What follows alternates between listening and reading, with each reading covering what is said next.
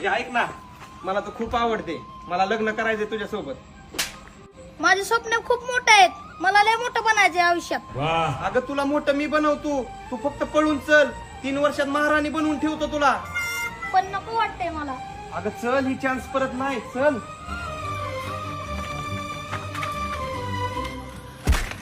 3 वर्षानंतर